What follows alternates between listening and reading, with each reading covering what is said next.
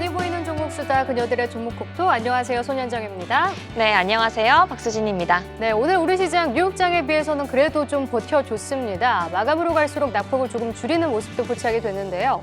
하지만 여전히 원달러 환율이 1240원을 향해 가고 있다는 점에서 불안한 시장은 이어지고 있습니다.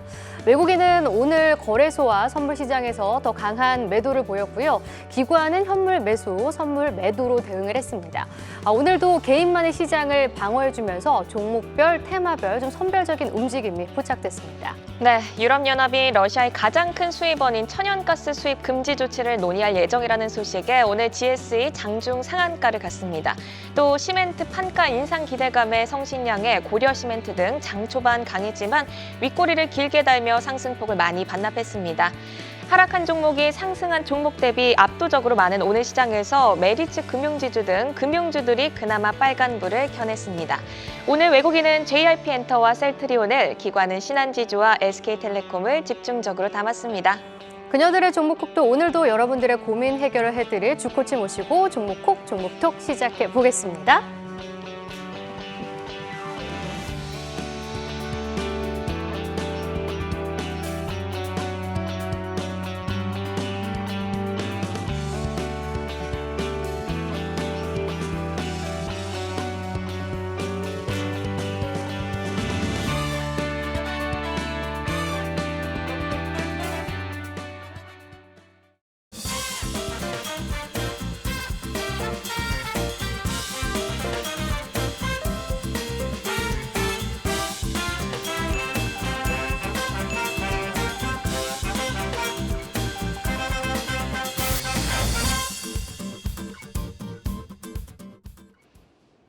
네, 그녀들의 종목 콕톡 화요일 주식 코치 세 분 먼저 모시겠습니다. 박종훈 FS 리서치 수석연구원, 사영관 교보증권 여의도 스마트 영업부 차장, 정경민 IBK 투자증권 분당센터 차장 자리해 주셨습니다. 안녕하세요. 안녕하세요. 안녕하세요.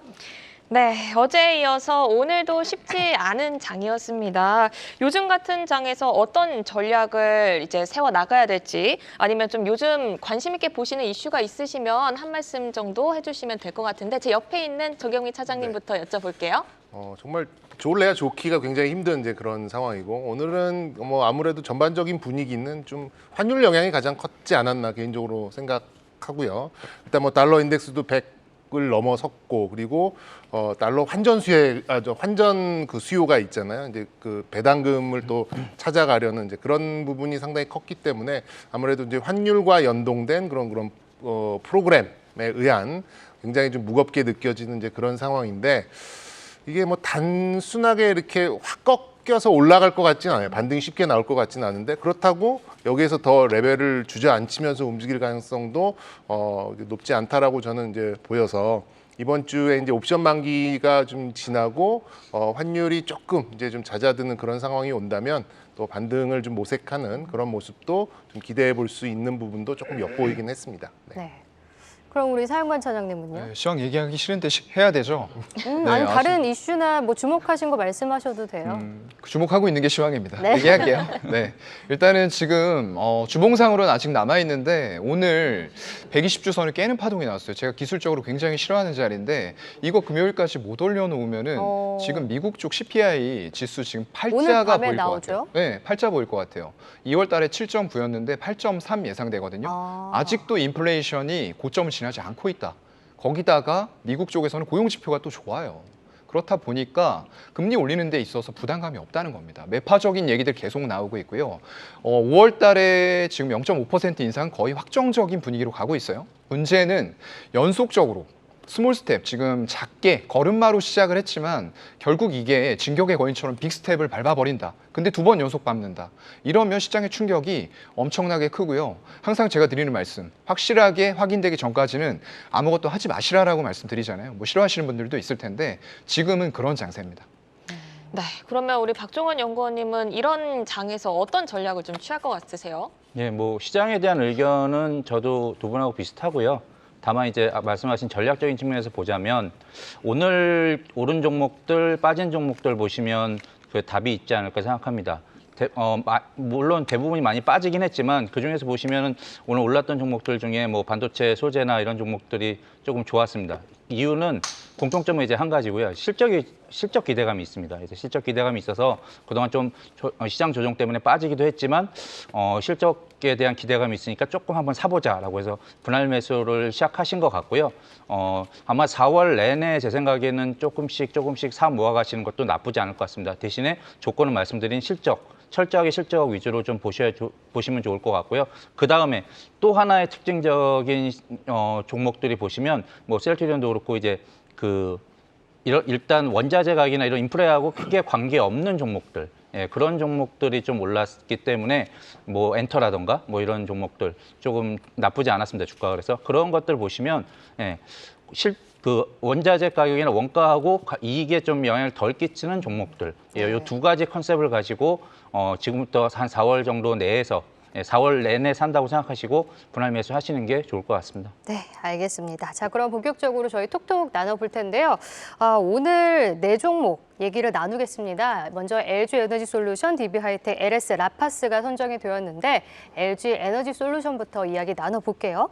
1분기 깜짝 실적이 나온 다음에 이제 2차 전지주들의 전반적으로 좀 훈풍을 불게 했습니다. 그런데 지금 악재 중국 리스크를 좀 만났는데요. 중국 상하이 기가 팩토리가 중단이 되면서 지금 발목을 좀 잡고 있습니다. 이제 테슬라 절반을 지금 상하이에서 생산을 하기 때문에 지금 이쪽에 원통형 배터리를 납품하는 LG 에너지 솔루션의 타격이 클 것으로 예상이 되고 있기 때문인데요. 좀 부담이 되는 것 같아요. 정경민 차장님 어떻게 보세요? 네, 어쩔 수 없는 부분이죠. 뭐 지금 그러니까 뭐 결정적으로 하락을 했었던 트리거는 이제 테슬라가 많이 하락했기 때문에 거의 이제 거울과 같이 움직였던 우리나라 이제 배터리 업체들이 지금 전반적으로 약세. 불과 한 2, 3일 전만 하더라도 뭐 지난주 말까지만 하더라도 2차 전지가 굉장히 빠른 속도의 반등을 보였습니다만 그 테슬라의 한 방에 이렇게 좀 무너질 수밖에 없는 이제 그런 상황은 역시나 지금은 이제 뭔가 불확실성이 굉장히 크게 작용하고 있는 상황이고 확실한 거는 분모가 커지는 할인율이 커진다라는 건 확실한데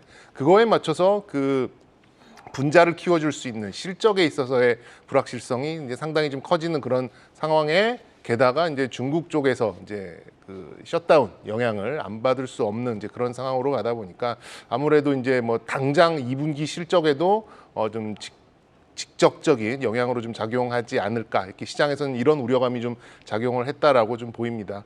뭐 하지만 뭐 좀 중국도 조금 풀릴 가능성이 오늘 홍콩 보니까 홍콩은 다시 이제 그 락다운을 풀고 뭐 이제 뭐 등교도 시작하고 이런 얘기가 있더라고요, 속보로. 그래서 뭐 언제까지나 여기 붙잡혀 있는 것은 아닐 거라는 뭐 이런 좀 시각이 좀 있다 보니까 이게 뭐 길어지기보다는 저는 뭐 오히려 뭐 시장이 좀 반등하고 전체적인 프로그램 매도세만 좀 줄어든다라고 하면 어쨌든 우리나라의 넘버 2니까요. 그런 분위기를 타고 조금씩 좀 저점을 잡아가는 뭐 다시금 40만 원 밑으로 좀 꺼질 것 같지는 않은데 어쨌든 반등의 실마리를 찾아갈 수 있는 부분은 시장하고 같이 이렇게 좀 시점적으로 좀 접근하시면 되지 않을까. 그리고 이제 지난번에 제가 50만 원을 향한 어떤 움직임이 생길 것이다 이렇게 말씀을 좀 드렸었는데 그때 썼던 호재를 재료를 다 녹여낸 것 같아요. 그렇기 때문에 지금은 좀 새로운 재료들이 좀 필요한 시점이기도 합니다. 그런데 지금은 전반적인 어떤 시장에서의 그러니까 국내 시장, 그러니까 지수에 관련된 이제 그런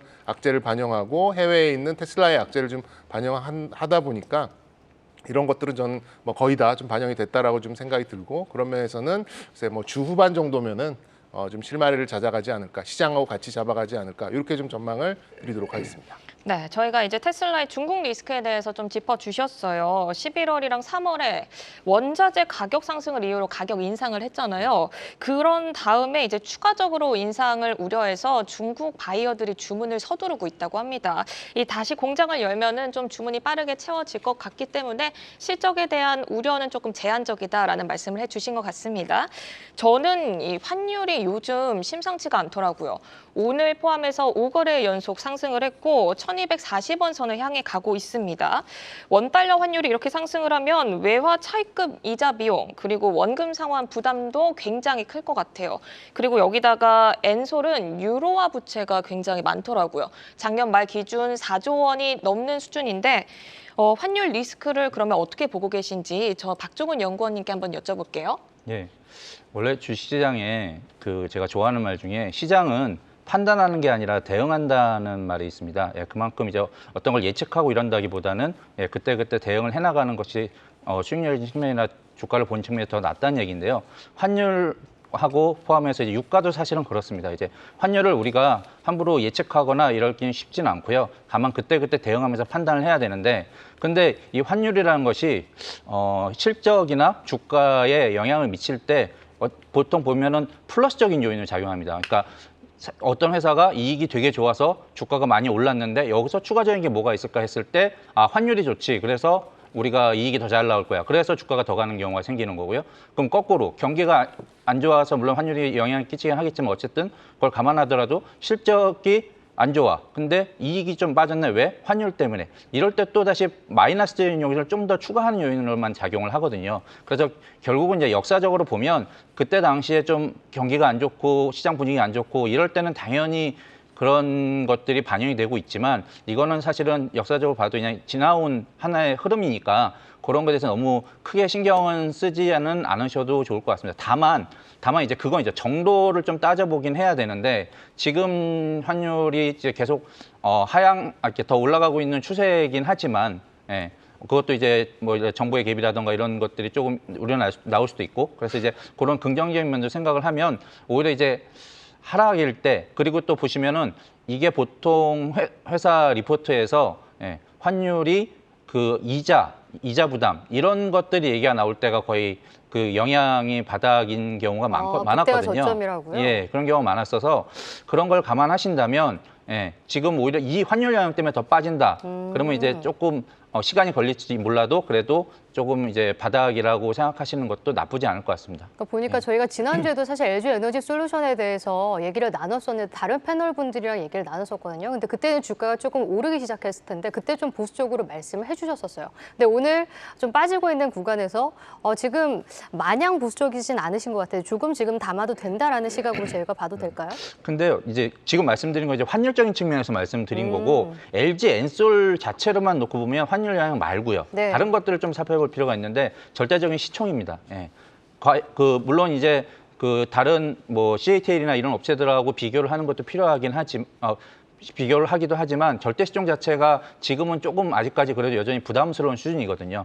그래서 이제 그런 점들을 감안하시면 네. 환율 문제 말고 네. 다른 요인들을 살펴보셔서 주가를 판단하시는 게 좋을 것 같습니다. 그러니까 보니까 그때는 이제 수급이 좀 기계적으로 들어오고 있다. 롱숏 네. 전략에 그냥 불과하다라는 말씀들이 있었거든요. 근데 그럼 펀더멘탈에 대해서는 조금 의구심을 가져야 되나라는 생각이 듭니다. 지금 주가 부분에서는 일단 시총이 너무 크기 때문에 부담스러운 상황이다라고 말씀을 주셨고 그러면 2분기, 1분기 이제 실적에 대한 1분기는 잘 나왔으니까 2분기 실적에 대해서도 알아봐야 될 것 같은데 사영권 사장님은 이 펀더멘탈에 대해서 어떻게 보고 계세요? 네, 단기적으로는 일단은 선두권 업체인 테슬라의 리콜 이거에 대해서 좀 오해하고 계신 분들이 있어서 말씀드릴게요. 테슬라가 리콜을 하면 어떤 일이 벌어지느냐. 리콜했을 때 문제가 뭐죠? 다 정비소로 차량을 20만 대, 30만 대 입고시켜서 리스크가 처리를 크죠. 해줘야 돼요. 테슬라는 어떻게 처리를 하죠? 혹시 아세요? 잘 모릅니다. 네, 테슬라 윌 퍼폼이라고 하고요. 오버 더 OTA라는 거거든요. 더 OTA, 소프트웨어 업데이트, 프리 오브 차지라고 합니다. 비용 없이 OTA, 제가 그냥 너무 유창했나요? 업데이트를 하는 건가요? 네, 업데이트를 해주는 거예요. 부품에 문제가 있으면은 다른 어떤 기존의 내연기관 차들처럼 정비소로 입고시킬 필요가 없어요. OTA, 오버 더 에어라는 시스템을 통해서 이번에도 인버터 쪽이 문제가 됐는데 장기간, 일정 기간 이상 사용했을 때 여기에서 결함이 일어날 가능성이 있으니 니네 차량 입고시킬 필요 없어. 우리가 다 해줄 거니까 그냥 차 집에 놔둬. 입고시킬 필요가 없는 겁니다. 그러니까 비용이 안 들어가는 거예요. 항상 테슬라는 지금 이게 리콜이 첫 번째가 아니거든요. 할 때마다 대규모로 하더라도 비용 걱정이 없는 거예요. 지금 현대 기아차도 이러한 길들을 반드시 걸어가야 되고요. 지금 GV60 SUV 차량이죠. 그쪽부터 시작을 하고 있는데 이거는 어느 자동차 업체든 간에 선택이 아닌 필수입니다. 네, 이런 비용들을 줄이는 게 효과적으로 이루어져야 된다고 보고요. 이제 LG 에너지 솔루션에 대해서 좀 말씀을 드리면은 이게 지금은 제가 항상 말씀드리는 게 전기차 보급률이에요. 글로벌 보급률이 9% 수준이거든요. 아직도 지금 90% 남았어요. 그런데 이게 지금 허리띠를 쫄라매야 되는 금리 인상기에 있다 보니까 지금은 가격 저항대가 너무 높아진 차량들에 대해서는 소비자의 손이 선뜻 나가지 않는다는 거죠. 근데 전기차 차량 가격 혹시 아세요? 지금 몇천 굉장히 조그만 차도 되게 4천, 비싸요. 5천? 네, 중형 SUV 국내 이상 가기 때문에 이거 굳이 지금 충전소도 많이 없고 한데 이거 사야 돼? 이런 고민을 하게 된단 말이죠. 그래서 대안이 뭐가 나왔죠? 중국 쪽에 네. LFP 배터리가 나온 거예요.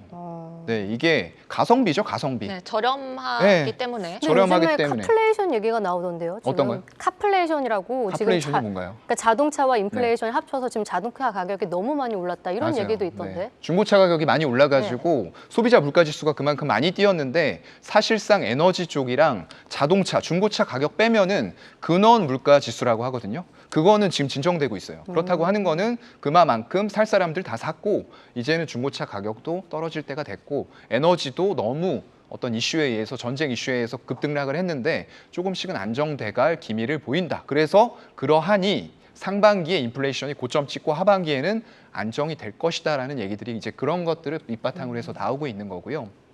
그래서 지금은 가격 저항대를 줄여야 되기 때문에 LFP 배터리 싼 것 사용이 되는 겁니다. 테슬라도 모델 3에다가 LFP 배터리 적용하고 있죠. 그렇다 보니까 중국 쪽의 로컬 업체들이 지금 화랑을 보이고 있는 건데 지금 LG에너지솔루션, 삼성 SDI, SK이노베이션 이거 못할까요? 이거 굉장히 오래된 기술이에요. 1980년대에 완성된 기술이고요. 하고자 하면 얼마든지 할 수 있으나 이거 굳이 해야 되나? 이렇게 생각하는 거죠. 왜냐하면 10% 넘어가기 시작하면은 차량은 더 이상 이건 그리고 단순히 차량이 아니에요. 네. 예전처럼 굴러가는 게 아니거든요. 그냥 전자부품 하나에 굴러가는 아까 소프트웨어 업데이트 문제 있는 것도 전부 다 그냥 소프트웨어적으로 다 해결할 수 있어요. 그럼 그냥 컴퓨터 서버라고 생각하셔야 됩니다.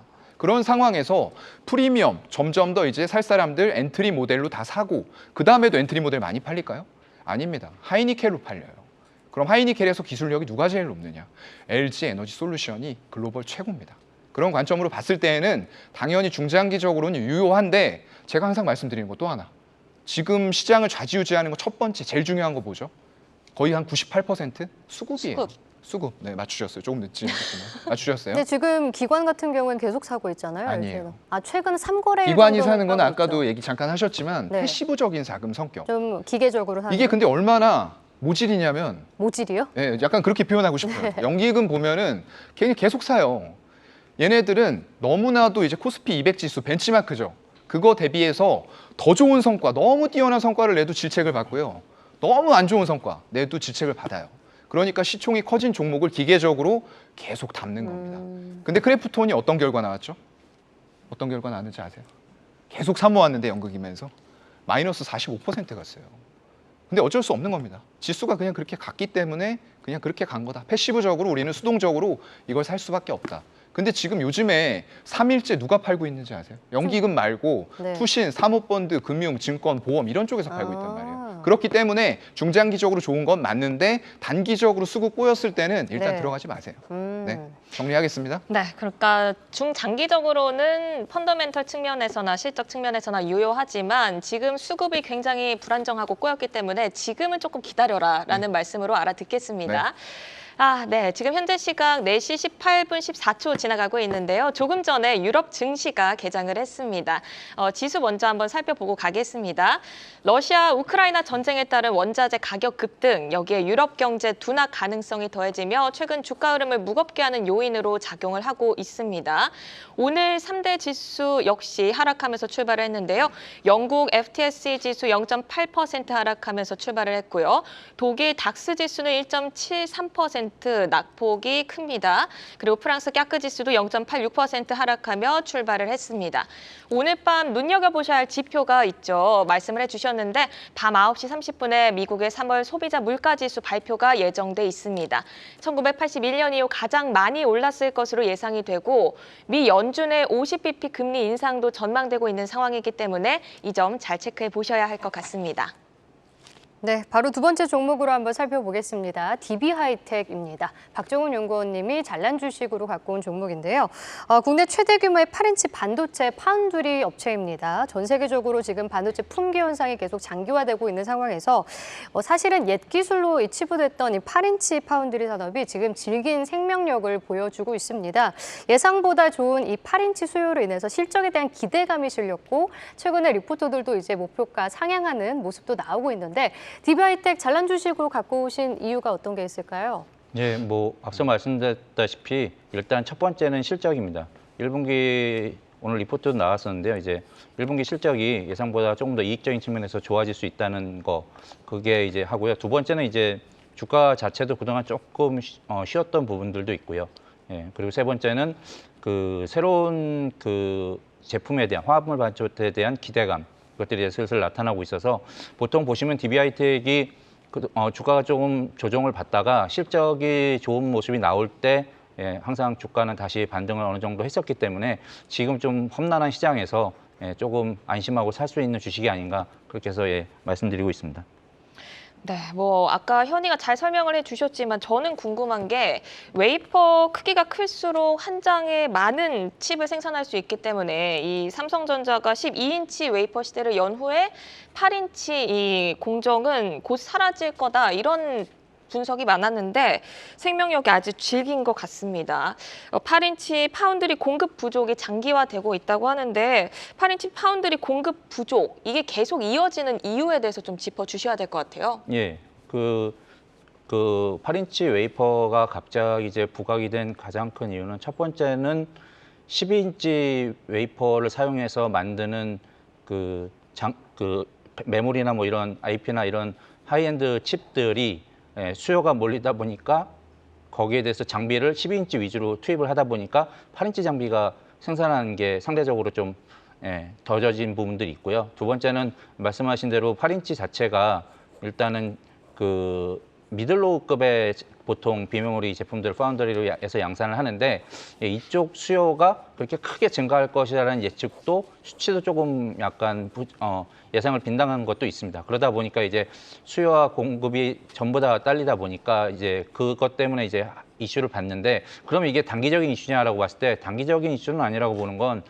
지금 기존의 8인치를 필요로 하는 PMIC라던가 이런 칩들이 고도화되면서 수요가 몰리는 것도 있지만 여기에 플러스해서 새로운 제품들의 뭐 IoT라던가 웨어러블이라던가 이런 것들의 칩이 이제 고도화되면서 그쪽으로 또 8인치가 수요가 몰리는 이런 현상들이 발생하면서 더 8인치가 모자란 것이 이제 쇼티지가 이제 한 2, 3년 정도까지 갈 수 있다는 전망들이 나오고 있습니다. 그게 사실적인 것 같고요. 이제 뭐 우리가 흔히 얘기하는 뭐 4차 산업혁명이다, 뭐 AI 반도체 이런 얘기들을 많이 하는데 사실은 기술이 진보하면서 그 전에 미들로우급의 칩들이 이제 업그레이드 되면서 기존의 4인치, 6인치 웨이퍼로 생산이 가능했던 수율이 나오고 그다음에 이제 채산성이 맞았던 것들이 이제 8인치까지 넘어오면서부터 이제 시장이 커진 거거든요.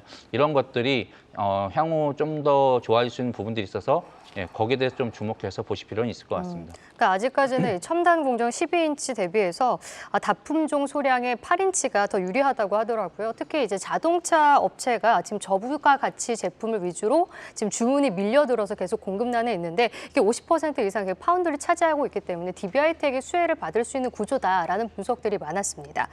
그러면 이번엔 다른 쪽을 한번 살펴볼게요. 내년부터 화합물 반도체 시장에 진입한다라는 뉴스가 있던데 구체적으로 이게 화합물 반도체라는 게 정의가 필요할 것 같은데요. 네, 우리가 알고 있는 반도체는 메모리나 비메모리 기준을 했을 때 일반적으로 실리콘 웨이퍼를 사용합니다. 이제 이건 이제 단원소로 만든 실리콘이라는 걸 가지고 이제 웨이퍼를 만들어서 칩을 만드는데 이거보다 조금 더 효율이 좋고 그런 웨이퍼를 만들기 위해서 이제 화합물을 한 거죠. 예를 들어서 뭐 질화갈륨 같은 거, GAN이라고 이제 보통 원소기를 쓰는데요. 그러면은 질소 성분하고 그다음에 갈륨하고 해서 두 가지 화합물을 통해서 웨이퍼를 만들어서 그걸로 이제 칩을 만드는 거죠. 그렇게 되면 전력 소모량을 줄일 수 있고 효율적인 측면에서 더 좋아지거든요. 이제 다만 이제 기술적으로 지금 좀 더 개발을 해야 될 부분들이 있지만 어쨌든 방향성 자체는 더 좋습니다. 그래서 이런 보통 질화갈륨 그 반도체 웨이퍼를 가지고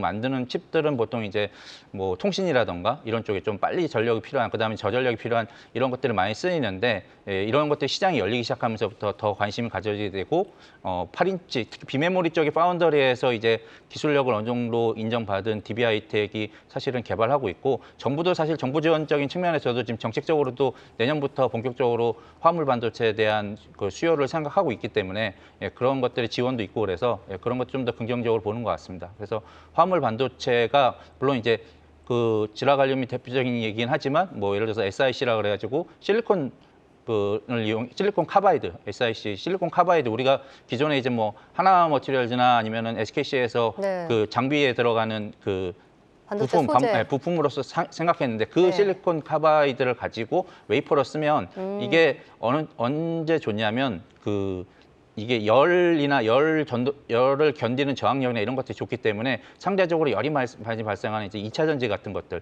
그런 거에 상당히 좋습니다. 이제 이런 쪽에 수요가 있어서 그런 쪽의 수요가 본격적으로 시작되는 내년이나 후년 이때부터 좀 더 좋아질 수 있을 것 같습니다. 그래서 화물 반도체는 간단하게 말씀드려서 피자에 빵을 기존에 그냥 밀가루 빵으로만 하던 걸 뭐 뭐 다른 신피자 곡물 이런 걸로 그쵸. 바꾼 거군요. 바꿔서 더 효율을 좋게 하고 맛을 좋게 한다고 네. 생각하시면 될 것 같습니다. 네, 뭐 1분기 실적 모멘텀에서부터 화물 반도체 시장에 진입한다는 중장기적 성장 동력까지 짚어주셨습니다. 목표가 상향 리포트도 계속 나오고 있던데 올해 그러면 이익 성장세, 뭐 실적 측면에서 좋게 봐도 되겠죠? 밸류에이션으로는 항상 부담이 없고요. 그러니까 중요한 건 그러니까 실적이 좋아져서 밸류에이션이 싸지는 것도 있지만 그러면 진짜 싸다고 하는 그 근거를 대야 되는데 그런 분위기가 이제 잡아가고 있으니까 좀 더 목표가는 여기서 한 20-30% 정도 업사이드는 충분히 더 있을 거라고 보고 있습니다. 근데 저는 DB하이텍이 이제 반도체 업황에 있어서 원자재 수급 나는 고민거리가 아닐까라는 생각도 들었는데요. 네. 이 부분에 대해서는 어떻게 보고 계세요? 일단 그 1분기에 실적이 좋다고 나온 얘기 중에 하나가 일단 원자재 가격에 대한 정가가 비교적 좀 이루어지고 있고 괜찮았나요? 그런 부분도 있고요. 무엇보다도 지금 아까 수요가 이렇게 딸리고 공급이 제한적인 시장에서는 네. 그런 것들이 다 반영이 되기 때문에 크게 뭐 걱정은 안 하셔도 좋을 것 같습니다. 네. 네, 그러면 사영광 차장님은 DB하이텍 어떻게 보고 계세요? 당연히 좋게 보고 있고요. 일단은 지금 8인치 웨이퍼 기술이 그렇게 뭐 고사양의 최첨단 기술은 아니에요. 아까 네. 말씀하셨던 것처럼요. 이게 60나노 이상급 제품들 생산하는데 이거면 충분하거든요. 말씀해 주셨던 것처럼 여러 가지 요인들이 있다 보니까 12인치 쪽 원활하지 않았고요. 반도체 수급 이런 쪽들. 그렇다 보니까 8인치로 전부 다 대체가 됐습니다. 그런 상황들에서 일단 뭐 기존에 이제 DDI라던가 디스플레이 구동칩 이런 쪽들 외에도 4차 산업군들 하면은 굉장히 좀 고사양의 반도체 이런 웨이퍼를 써야 될 것 같잖아요. 그렇지가 않다는 거예요. 그런 쪽들도 전부 다 전장이라던가 어떤 인공지능 이런 단에서도 8인치 수요가 가뜩이나 폭증하고 있는데 같이 가세를 하고 있다는 거죠. 그렇다 보니까 수요는 점점 더 몰리고 말씀해 주셨던 것처럼 원자재 가격을 어떻게 반영하느냐. 당연히 수요가 더 많은데 생산자가 위에 있는 거죠, 가격에서. 그렇다 보니까 가격을 바로바로 전가할 수 있는 그런 상황이기 때문에 저도 한 30% 현재 주가에서 상승 여력이 있다라고 보고 있습니다. 네, 그러면 이어서 정경민 차장님 의견도 짧게 한번 부탁드릴게요. 뭐 저는 그렇게 좋게 보지는 않아요. 오. 그런 이유는 그러니까 전고점 정도는 한번 노력할 수 있는 이제 그런 건 나올 수 있겠다라고 볼 수는 있는데 이게 이제 DB가 대주주인데 이게 지분율이 굉장히 낮습니다. 그렇다 보니까 뭐 이제 좀 사업을 확 넓히기에는 조금 그쪽에서도 고민이 좀 되겠죠. 그래서 제가 뭐 안 좋게 본다라기보다는 오히려 이제 이 종목은 중대형주 중에서는 좀 트레이딩에 어울리는 종목일 수도 있겠다는 생각이 들어요. 그래서 왜냐하면 이제 이게 그러니까는 수량은 한정적이고 지금 가격이 올라가는 걸 반영해서 이제 주가가 쭉 올라왔는데 실적은 좋습니다. 뭐 한 5-6천억 정도의 영업이익이 나오고 지금 시가총액 3조니까 뭐 굉장히 밸류에이션 부담은 없어요. 근데 시장이 이걸 모르지 않거든요. 그 이유는 아마 매물화될 가능성이 있지 않나 이렇게 좀 보는 쪽도 있고. 그리고 이제 요 성장성이 한 3년 정도 지나고 나면 이제 중국에서 이제 요즘 중고 장비 중국에서 싹 다 가져가거든요. 8인치 관련돼서. 그렇게 되면 지금 수요가 꺾일 가능성이 지금 있겠네요. 찍어내는 실적을 DB하이텍이 계속 찍어낼 수 있을 거에 대한 우려가 있다 보니까 주가가 계속 막히는 그런 모습이 나오고 있지 않나 저는 이렇게 좀 보고 있어요. 그런 면에서 봤을 때는 정고점 정도를 놓고 지금 한 7만 원 이하에서 매수하는 그런 전략은 어느 정도 좀 통할 수 있겠다라고 보이고 아무래도 이제 매각 지금 S사로의 네, 지금 DB하이텍 매각 얘기를 예. 제가 여쭤보려고 만약에 했거든요. 그게 만약에 터지면 네. 이제 그거는 이제 새로운 국면으로 좀 가는 거라고 보는데 지금 있는 수량에서 가격 변동성과 그리고 이제 향후의 전망으로는 뭐 저는 이제 상방은 좀 막혀 있는 게 네. 펀더멘탈적으로는 좀 접근이 맞지 않나 네. 이렇게 좀 파악하고 있습니다. 그러니까 지금 펀더멘털 측면에 봤을 때 PBR도 지금 5배 정도밖에 되지 않고 지금 수요가 계속 늘어나고 있기 때문에 실적은 좋을 수밖에 없는 상황이다라는 말씀을 주셨지만 지금 가장 주가 측면에서 리스크가 있는 건 사실 매각 이슈거든요. 그 관련해서도 한번 투자 전략을 짜주시면 좋을 것 같아요. 일단 뭐 M&A도 사실은 환율이나 유가 예측하는 것처럼 함부로 예측할 수 있는 부분은 아닙니다. 아닌데 일단 매각을 사겠다고 하는 사람들이 있다는 얘기는 그 얘기는 이제 그만큼 매력이 산업에 대한 매력이 있다는 그 사업에 대한 매력이 있고 그 회사에 대한 매력이 있다는 거거든요. 결국은 이제 팔겠다고 하는 사람이 지금 분위기가 나쁘지 않으니까 얼마에 팔겠냐고 결심을 하는 건데 그 결심은 이제 뭐 제가 알 수 있는 부분은 아니라서 다만 이제 주가적인 측면에서 자꾸 이런 그 매각에 대한 얘기가 나오고 거기에 대한 좀 가능성이 높아진 얘기가 나오면 주가는 먼저 반응을 할 겁니다. 그래서 뭐 부정적이진 않고 긍정적인 뉴스니까 차라리 그 뉴스를 좀 즐기시는 편이 더 나을 것 같습니다. 네. 그래서 시장에서는 오히려 그 대주주인 DB를 주목하자라는 네. 얘기도 있었어요. 뭐 이제 그 물론 그러니까 팔면 DB가 이득이니까. 지분 가치의 할인율이 적용이 뭐 되겠습니다만 지금 DB가 뭐 한 2천억, 3천억밖에 안 될 거거든요. 근데 네. 이제 지분율을 이제 감안을 해보면 뭐 나중에 DB 수혜는 하이텍을 사고 DB가 볼 싶은 것이다. 신규 투자자분들이 오히려 DB를 사는 경우도 그런 있겠군요. 논리도 시장에 잠깐 있었어요. 네, 저는 알겠습니다. 일회성 이익보다는 DB 하이텍을 네. 선택하도록 하겠습니다. 네, 알겠습니다. 이렇게 뭐 오늘도 뜨거운 토론 현장을 보셨는데요. 저희가 유튜브 실시간으로도 미주님들과 소통을 하고 있습니다. 유튜브 의견 몇 가지 소개를 해드리면은 아이디 김지민님이 LG엔솔 미운털도 박히고 불확실성도 크고 이렇게 말씀을 해주셨는데 아까 저희가 언급을 했듯이 중장기적으로 좋다는 이런 분석에는 이견이 없는 것 같으니까 좀 중장기적으로 보셨으면 좋겠고 아이디 나일리님이 DB하이텍 올해 고점 대비 많이 하락했어요라고 하셨어요. 그만큼 뭐 저평가 국면에 있으니까 아까 박종훈 연구원님이 투자 전략 짜신 거 참고해 보시면 될 것 같습니다. 자, 그러면 계속해서 다음 종목 톡톡으로 이어가 보겠습니다. 정경민 차장님이 가져오신 LS인데요. LS가 인플레이션 국면의 투자 대안으로 떠올랐다고 합니다. 변동성이 확대된 시장에서 관심을 받고 있는데요. 대표적인 원자재 관련 종목으로 계열사로 뭐 LS전선, LS일렉트릭 등 자회사로 이렇게 두고 있는데 일단 LS를 오늘 종목 톡톡에 가져오신 이유부터 한번 여쭤봐야 될 것 같아요. 네, 크게 세 가지로 볼 수 있는데 첫 번째는 이제 닥터카파라는 말씀 드려보셨죠? 닥터카파? 네, 구리 박사님.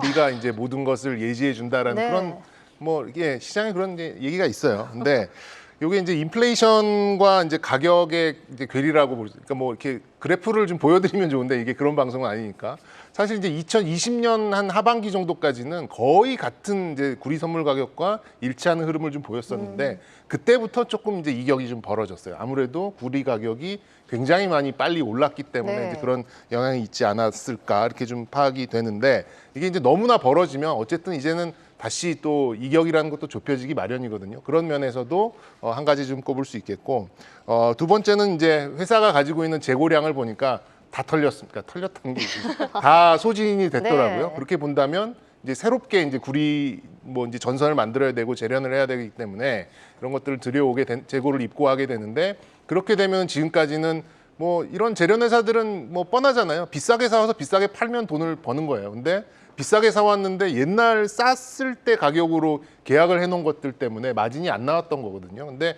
이렇게 지금 재고가 거의 다 소진이 됐다라고 하면 이제 새로운 수주에는 이제 이 인플레이션을 타고 높게 올라간 구리의 가격을 어느 정도 반영할 수 있는 이제 그런 부분이 가만히 될 수 있겠다라고 볼 수 있겠고 세 번째는 그동안 좀 이게 지주사잖아요.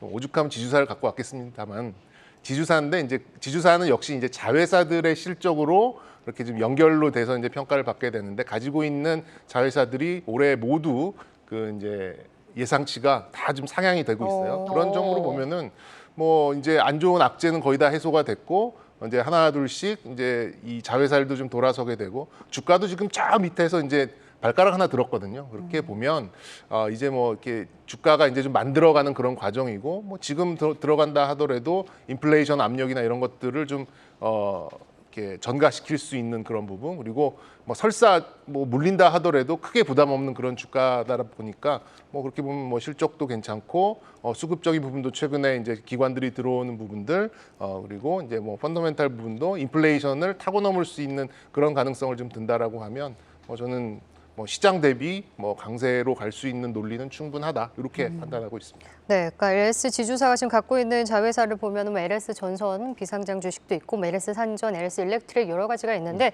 또 엠트론이라는 기업도 있습니다. 트랙터와 커넥터를 이제 만드는 회사인데, 저희가 우리 정경훈 이사장님께서는 뭐 대동에 대해서도 강조해 주신 바가 있고, 이제 이 농기계 관련주를 비교할 때도 이제 엠트론이 어느 정도 가치가 있는지도 궁금해요. 네, 넘버 3 정도 되고요. 근데 이제 워낙 대동 TYM 엠트론. 네. 근데 워낙 이제 국내 농기계 네. 시장이 이렇게 큰 시장이 아니다 보니까 이제 해외 수출 이런 부분으로 매출이 좀 나왔고, 오히려 이제 커넥터 말씀해 주신 커넥터나 네. 뭐 사출 기계 이런 쪽 뭐 매출 비중이 뭐 적지 않게 좀 컸었어요. 근데 작년까지는 이제 적자 기업이었는데 작년에 드디어 흑자 전환에 성공을 했다라고 하면, 이런 이 연결로 이제 평가를 받는 지주사의 입장에서는 뭐 정말 뭐 예쁜 자식이 된 거죠. 그동안 좀 속색이는 자식이었다라면, 뭐 그런 면에서 이렇게 자회사가 한두 개씩 이제 턴어라운드로 좀 돌아서고 있는 국면이고, 뭐 짚어주셨습니다만 이제 니꼬동 재련이라는 또 국내 굴지에 그런 또 구리를 재련하는 그런 자회사가 기업이 있는데, 있나요? 네. 네. 그런데 그 회사 비상장입니다. 네. 비상장 자회사는 사실 이렇게 할인율을 크게 적용받지 않아요. 그렇게 봤을 때는 이 또 재련 수수료도 이제 반등을 하고 있습니다. 요즘 뭐 고려아연 같은 거 잘 움직이는 거 보면은 재련 수수료가 올라가고 있으니까 반영을 시키는 거잖아요. 그런 것들을 좀 감안하면 좀 뒤늦게 좀 이 시장에서는 좀 선호도가 좀 밀리긴 했습니다만, 이제 하나둘씩 좀 퍼즐을 맞춰가는 그런 느낌이 들어서 뭐 LS는 뭐 그렇게 부담 없는 선택이 될 수 있겠다라는 판단을 또 해볼 수 있는 점이 아닌가 생각됩니다. 네, 이게 지주사기 때문에 자회사 실적이 중요하다고 말씀을 해주셨어요. 그중에서 자회사 엠트론이 작년에 흑자 전환에 성공을 했고, 트랙터의 북미 수요도 좀 강세라고 하니까 이 부분이 좀 부각이 되는 것 같고, 그리고 또 주목해 봐야 될 게 해상풍력용 해저 케이블입니다. 이게 매출이 LS 전선으로 잡히는 거죠? 네, 그렇죠. 이 부분에 그러면 경쟁력과 수주 현황을 한번 짚어주시면 좋을 것 같아요. 네, 일단 이 해저 케이블을 할 수 있는 뭐 회사가 전 세계에 몇 개 안 됩니다. 뭐 그동안은 이제 각 대륙별로, 아시아는 일본이 거의 독점하다시피 했고, 비방용 단어를 쓸 뻔했습니다.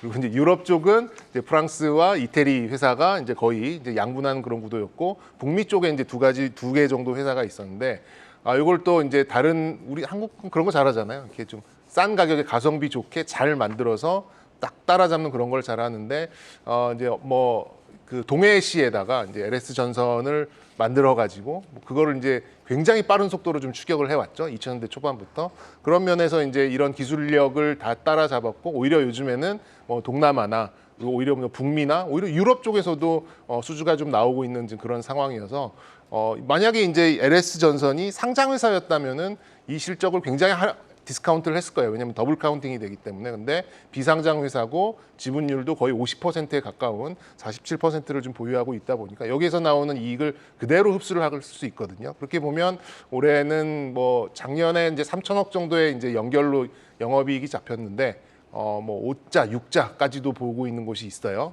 근데 뭐 그렇게까지는 뭐 어려울 수는 있겠습니다만, 어쨌든 작년에 돌려 세운 이제 그런 실적은 올해까지는 왜냐하면 수주 잔고가 뭐 조까지는 아닙니다만 제가 파악하기로는 6천억 이상이 있는 걸로 알고 있어서, 네. 이렇게 보면은 뭐 이런 수주 모멘텀도 나오고, 기존에 있던 물량을 소화하고 또 돈 안 남는 그런 장사를 하다가 이제 돈이 되는 장사를 하기 시작한다면, 좀 주가도 지금 저 밑에서 슬슬 방향을 잡고 올리지 않을까, 이렇게 예상해 볼 수 있겠습니다. 그럼 LS는 보니까 펀더멘탈은 일단 자회사 실적에서 찾아야 되고, 성장성은 해저 케이블에서 찾아야 되는 네. 거군요.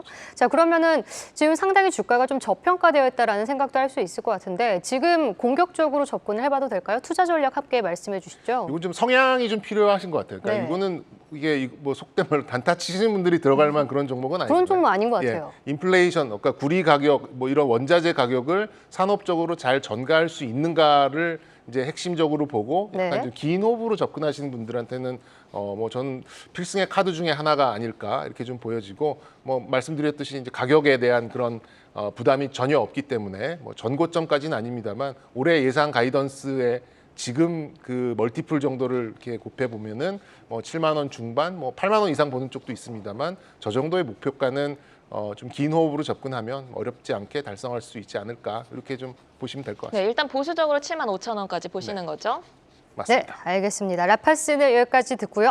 네, 지금 LS는 여기까지 듣고요. 다음 종목이 바로 라파스입니다. 사연관 차장님이 갖고 온 못난 주식인데요. 이 종목이 마이크로 니들 기반으로 화장품을 생산하는 업체입니다. 우리가 이제 화장품주, 마이크로 니들 패치 이런 기업으로 알고 있긴 한데 지금 매출 비중이라는 이 사업 구조가 어떻게 되고 있나요? 글쎄요. 일단 화장품이 좀 대부분을 차지하고 있어요. 이 화장품들이 단순히 내가 손으로 이렇게 얼굴에다가 이렇게 찍어서 바르는 것과 패치에다가 미세한 침을 붙여요. 침 이거 입에서 나오는 침이 아니고요. 바늘 그 한의원 가면은 침 있잖아요. 니들. 네. 이거를 이제 마이크로 니들하면은 미세 바늘인데 원래 왜 침이라고 했냐면은 이게 굉장히 두께가 머리카락 두께의 5분의 1이에요. 굉장히 얇은 마이크로. 침. 네, 얇은 침. 네. 그렇다 보니까 보통 이제 바늘은 보통 주사기 같은 거 보면은 좀 두께가 있어 보이잖아요. 그래서 미세 침이라고 하는 그럼 것 아프지 같아요. 않나요? 아프지 않을 것 같아요. 네, 굉장히 안 얇은. 해보셨네요?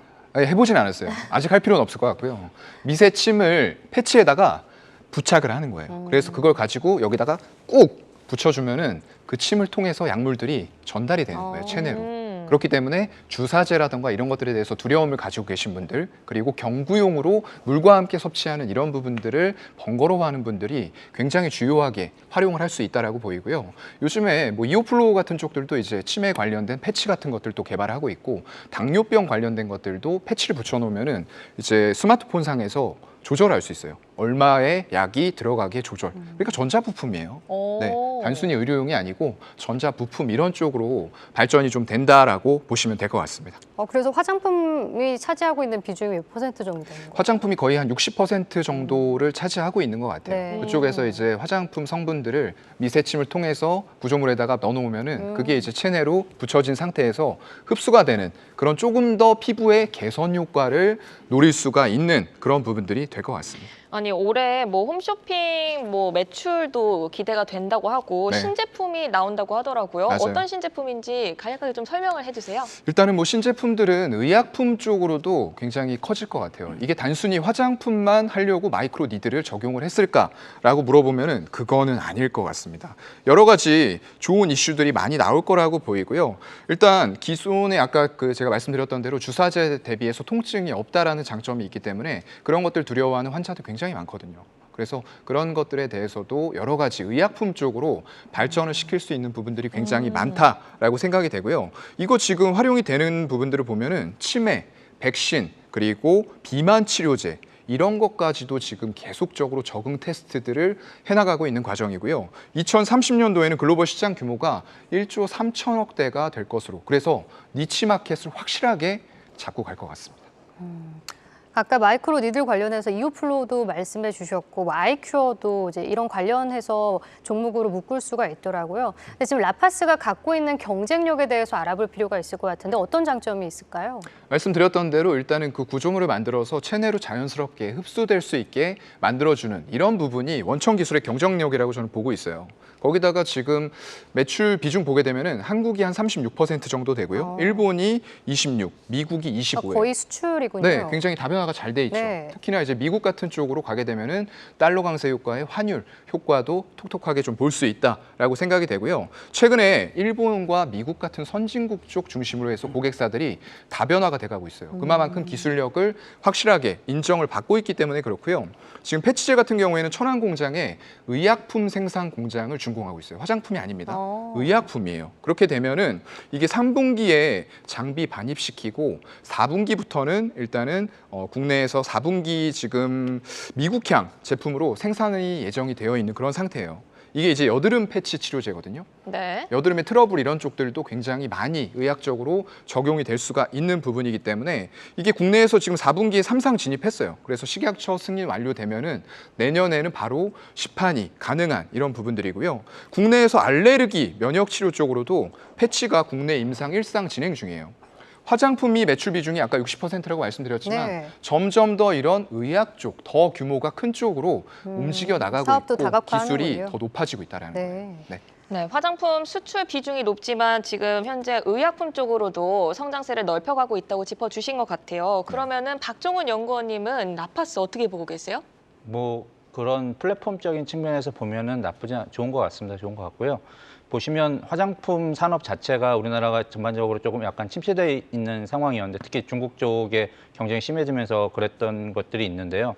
지금 보시면 우리나라 특히 미용기기들도 보시면 뭐 루트로닉이나 이런 업체들 보시면 새로운 새로운 개념의 그런 그 피부 미용 기기라던가 뭐 이런 화장품 쪽에 피부 미용 관련해서 미용 관련해서 새로운 아이템들이 나오면 예, 오히려 성장성이 좋아지는 부분들이 있기 때문에 그런 점들하고 비교를 하시면 이것도 새로운 개념의 좀 아이템이어서 화장품적인 측면에서 좋고요. 또 하나는 아까 말씀드린 플랫폼, 그러니까 여기에 화장품뿐만 아니라 뭐 의약품이나 이런 것까지 넣게 된다면 조금 더 그 확장성이 좋아지고 이렇게 되면 회사에 대한 밸류에이션을 좀 높게 프리미엄을 줄 수 있습니다. 그래서 그런 점들이 부각되고 있기 때문에 정말로 만약에 이 제품으로 해서 뭐 미국 수출이 잘 되고 그 다음에 이제 그 흑자로 전환이 되는 부분이 나타난다면 주가는 조금 더 위를 열고 올라갈 수 있을 것 같습니다. 네, 그럼 정경민 차장님은 라파스 어떻게 보세요? 저는 매매도 했던 종목이에요. 그래요? 근데 그때는 이제 백신.